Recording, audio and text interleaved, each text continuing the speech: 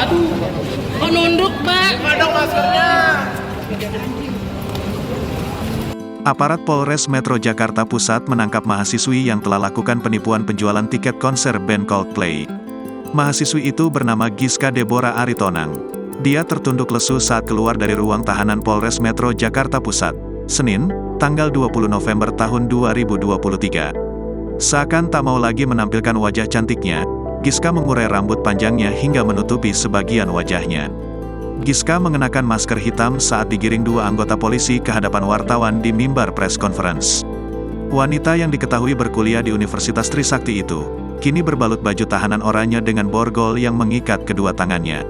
Saat berjalan keluar, Giska langsung disambut sorakan tak terima dari para korban penipuan tiket konser Coldplay yang sudah menunggunya sejak pukul 13.00 waktu Indonesia Barat. Sembari memasang kuda-kuda untuk merekam pergerakan Giska, mereka seakan beringas meluapkan kekesalannya pada gadis belia itu.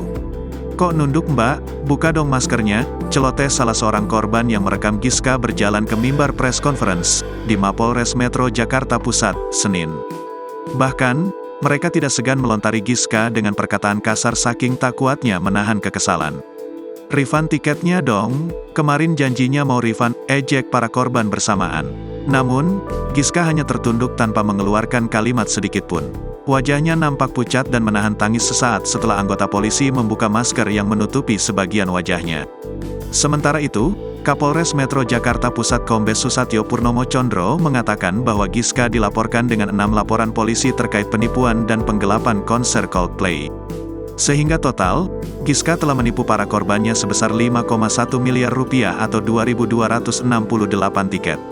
Menurut Susatyo, Giska sudah ditetapkan sebagai tersangka sejak Jumat, tanggal 17 November tahun 2023, setelah para korban menggelandangnya ke Polres Metro Jakarta Pusat tanggal 13 November tahun 2023 lalu. Setelah itu, polisi melakukan penggeledahan dan penyitaan terhadap barang-barang milik Giska. Seperti sepatu hingga tas-tas branded. Tak main-main, Giska telah membelanjakan uang hasil menipu itu hingga 600 juta rupiah. Terhadapnya, polisi menerapkan pasal 378 tentang penipuan dan atau 372 tentang penggelapan dengan ancaman hukuman masing-masing adalah 4 tahun penjara. Adapun secara khusus, Giska pun meminta maaf kepada para korban dalam kesempatan press conference tersebut. Nah, ini duit kita ya, Kak ya? Duit kita semua nih. Nih, buat dia gaya doang ya, Buat Kak dia ya? gitu. Iya. Saya mengakui kesalahan saya dan saya akan mengikuti proses hukum dan kasus ini sudah saya serahkan ke pihak polisi. Download Tribun X sekarang, menghadirkan lokal menjadi Indonesia.